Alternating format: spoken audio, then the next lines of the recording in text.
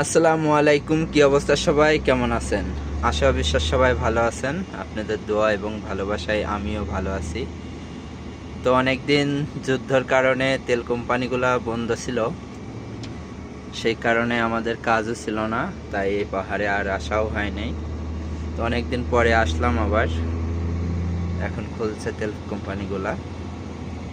তো আসলে এই জায়গাগুলোতে আসলে মনটা ভালো হয়ে যায়। অনেক সুন্দর জায়গা, আঁকা বাঁকা রাস্তা, পাহাড়ের ঢালু, অসুন্দর, আসলে কি বলবো, অপরূপ সুন্দর জায়গা। আসলে যে কেউ চাইলেই আসতে পারে না এইসব জায়গায়, এন্ট্রি নাই, সম্পূর্ণ নিষিদ্ধ। শুধু তেল কোম্পানিতে আসার জন্যই, কাজের জন্য আসা হয় আর কি।